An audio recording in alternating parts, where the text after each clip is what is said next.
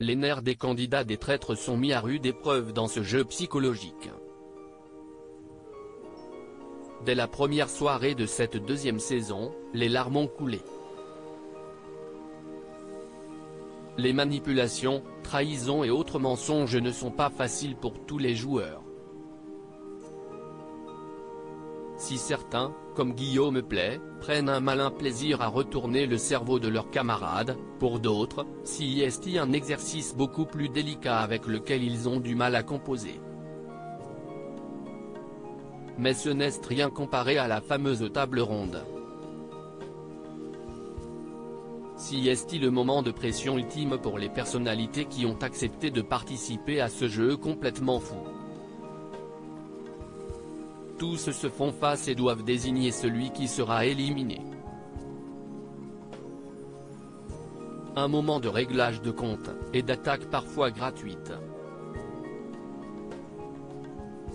Cette année, ils ont commencé à péter les plombs dès la première table ronde, nous lance dans un sourire machiavélique le maître du jeu, Éric Antoine. Et Christopher de confirmer, la table ronde dure vraiment longtemps. C'est un H32 heures de tension énorme. Il en a fait les frais la semaine dernière, mercredi 19 juillet. L'ancien candidat de N'oubliez pas les paroles a été éliminé avec 11 voix contre lui. Tous étaient convaincus qu'il était traître alors qu'en réalité, malgré une défense bancale, avouons-le, il était bel et bien loyal. La dure loi de la jungle. Difficile de ne pas craquer. D'autant que les conditions de tournage n'arrangeaient rien à la tension psychologique déjà palpable. Entre le froid, la solitude et l'immersion permanente, les joueurs ont dû s'armer de courage. Pourquoi Caroline Margeridon espère qu'une séquence sera coupée au montage? Mais même les esprits les plus forts n'ont pu contenir leur émotion tout au long du jeu.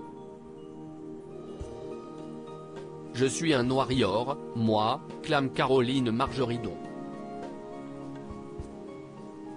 Après une élimination surprise et brutale, elle a finalement fait son retour dans le jeu quelques heures après le début de la partie. Et jusqu'à présent, elle semble s'être attirée les foudres ni des traîtres ni des loyaux.